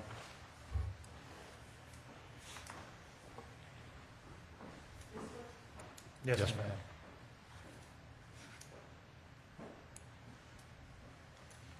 This lot is 4 houses from the city that is already. So it is 4 houses from the city limits. The back of this lot joins the city. By it being in the county, the owner does not have the privilege of all the city utilities, not utilities, but the fire, police protection, taxes, trash service. Being in the county, all of these things, and home insurance, all of these things cost more. He owns 100% of that lot. And he has gone through the proper procedures to try and have it annexed into the city. He has done all the requirements that I'm aware of. I think the whole thing needs to come into the city, but I don't know when that would happen. And we do petition to have it brought into the city. I guess my question, I understand all of those answers, but the mayor has suggested that we go ahead and do that whole block, and I thought that was still under consideration that we do it. Is there a pressing need to go ahead and do this, or would we be better from a housekeeping point of view to put this off till we decide whether to do the whole thing, hopefully in the next 30 days, not 6 or 8 months from now? I would like to get it cleaned up, but why do them one house at a time? Well, let me share what more information is involved with this. We've had 6 people since this was published that have indicated a preference to be brought into the city limits there. And I have written letters to them suggesting that they start a petition in that area, and if they have questions on how to go about that or whatever, they're welcome to call here and find out how to put that petition together if they don't already know how to do that. There's a pretty solid, cohesive neighborhood over there that, I mean, it's very well defined.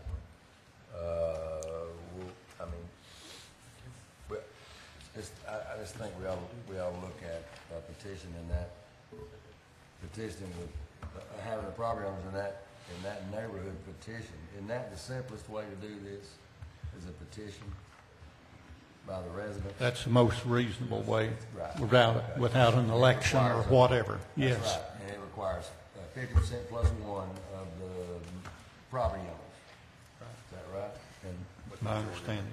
And 50% of the property value. property owners. 50% of the property owners. Property owned.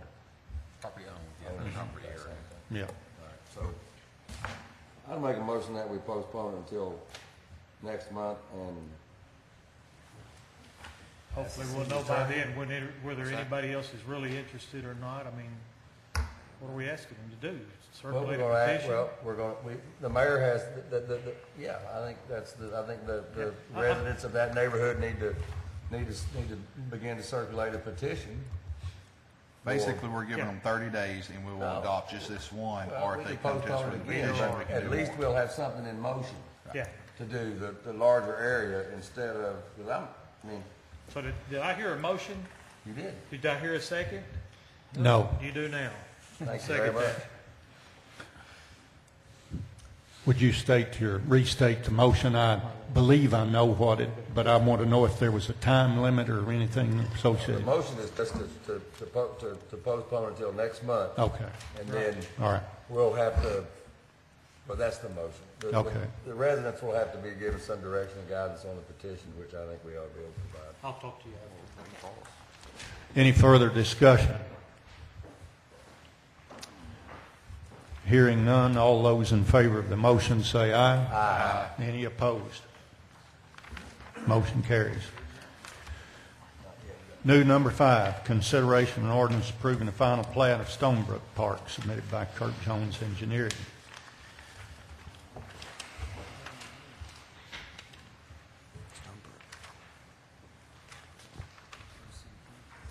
I understand we have a bond posted in this.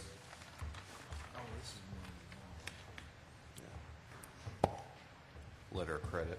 I think there was a letter of credit that was presented, yes. Our code does allow for a letter of credit. Allows either one. Yes, it In that does. case, I move we approve. I second. Any discussion? It's an ordinance, so we need to, Mhm. if we're going to approve it, probably spend Okay, the Yep. okay. read it and adopt it. Any discussion at this point?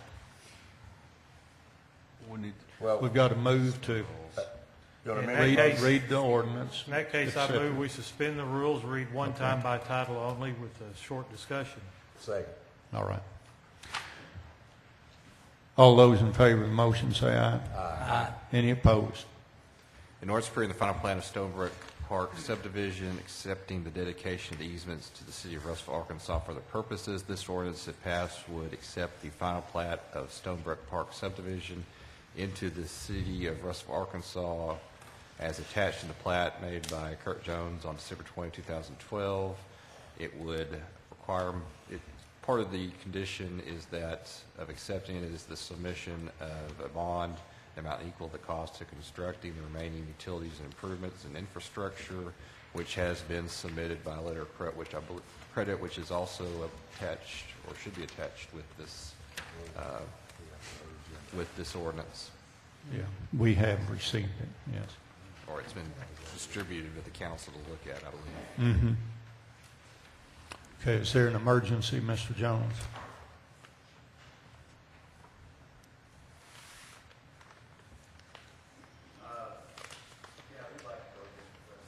All right. Where are we at on our, Emergency clause. what did we vote, to suspend the rules? Oh, I'm Right. yeah. So now I make a motion that we approve it. Yeah. Okay. We have a motion and a second to approve. Any other discussion? All those in favor say aye. Aye. Any opposed? Mr. Horton. Yes. Mr. Martin Irwin. Yes. Mr. Richard Harris. Yes. Mr. Seth Irwin. Yes. Mr. Tripp. Yes. Ms. Freddie Harris. Yes. Mr. Stuber. Yes. Mr. Roberts. Yes. Motion carries. I'll make a motion to adopt the emergency clause. I'll second that. Thank you very much. All right, we have a motion to adopt the emergency clause. A second. All those in favor say aye. Aye. Any opposed? Hearing none.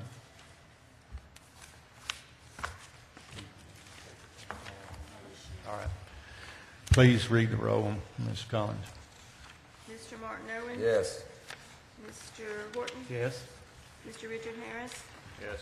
Mr. Seth Irwin. Yes. Mr. Tripp. Yes. Ms. Freddie Harris. Yes. Mr. Stuber. Yes. Mr. Roberts. Yes. Motion carries. All right.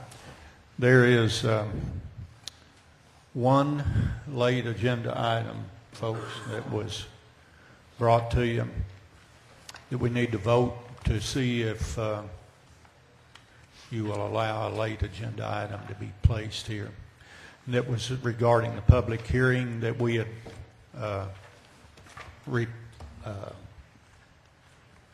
placed in motion last month, and it was failed to get put in the book that you were provided this evening. I move we consider the late agenda item, Mr. Mayor. I will second that. All right. We have a motion and a second to have a late agenda. All those in favor say aye. Aye. Any opposed? Hearing none. All right.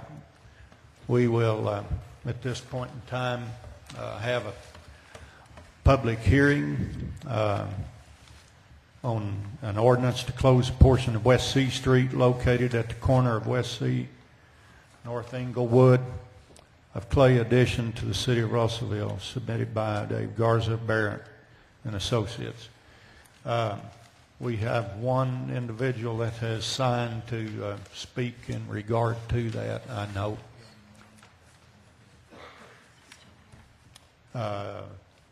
Mr. Bell. Thank you. I just simply like to speak in opposition to it. I routinely use West C for access to a storage building that's on the back part of my property, 201 North Hastings Avenue.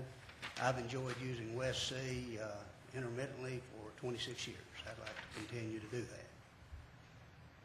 All right, sir. Does anybody have any questions for Mr. Bell? Well, what is happening? What is going to happen when they close that street? Do you know what the plans are? I have no idea. Okay. Dr. Brown had asked that that street be closed because he owns the house that's adjoining that street, and they have a lot of people that are going down that street, come around the house, hide behind the house, or go down thinking it goes through and then turn around and going back.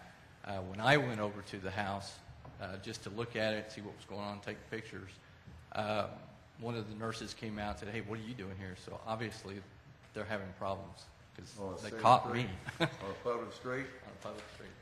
And it dead ends. It just stops there. Doesn't go anywhere. There's a. Are they going to build something though? Something that could. He wants to close it off. And Would they still allow this gentleman access to his shed? I don't know. I mean, right now probably not because they don't want anybody coming down that street. So.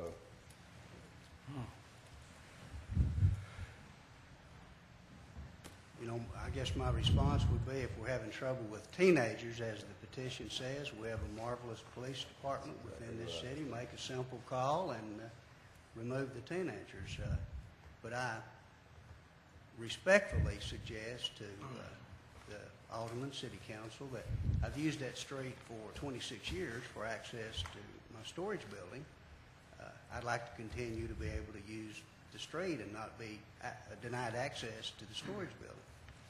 You know, if he'd give me access to it, that might work well until he sells the property, and then someone else would simply say, well, no, you no longer have access. Thank you.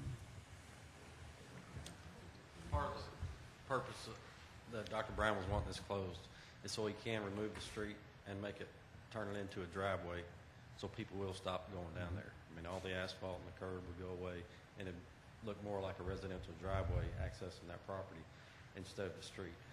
You know, like Dave said, there's been a lot of cars. I don't know someone's put an RV back there that's not supposed to be back there. That's in the street right away. There's routinely things parked there from the adjacent property owners that shouldn't be there, that other people are going to access and check out, and that street can never be extended. It would go through a house.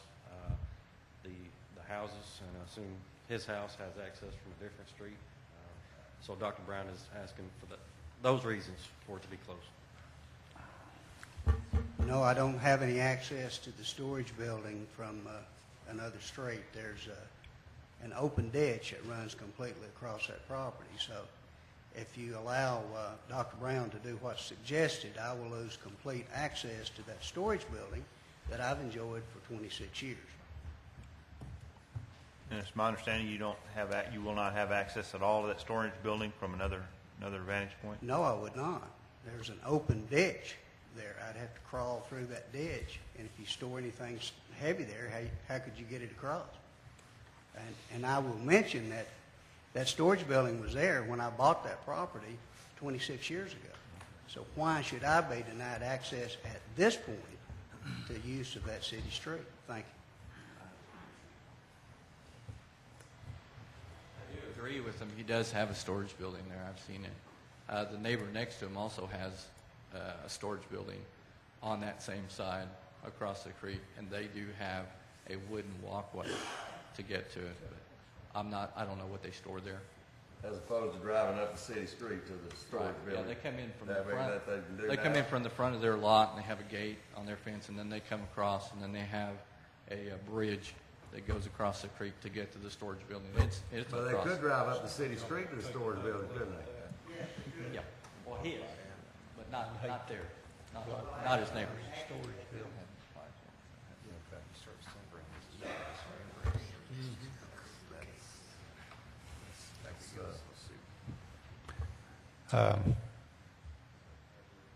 Does this warrant another look, council? I would like more time. Are we still in the public hearing, or do we Yes, have to we close are. it, or what?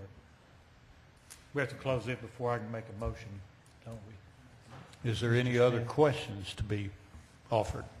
Is there any type of sign where that street starts, like dead end or anything like that? Wouldn't that be a real? Huh? No outlet, dead end, something like that. That could be provided. I mean, to me, that'd be a simple fix. I mean, instead of going off the deep end and closing a street that other citizens are using for the benefit of one citizen. Yep. I mean, I'd like to go look at it. Any- I'd like to go look at it. Any other comments relative to the public hearing? Just wanted, if y'all choose not to close it, I would request that code enforcement make some passes in that area and address the vehicles, whether they're, there's several vehicles that are parked there that shouldn't be parked there. RVs are not supposed to be parked at that location. It's supposed to be parked on the premises behind the rear building setback. So I'd Mr. ask Barrett? for that to be addressed. Mr. Barrett, as the liaison for code enforcement and the police department, if you'll hang around a few minutes afterwards, I'll be happy to give you contact information for both. Yeah. All right, I declare that the public hearing regarding this matter is now closed. In that case, I've got a motion. This is a first reading, correct? My motion would be that we suspend the rules for the first reading only, read by title only. All right, is there a second to that motion?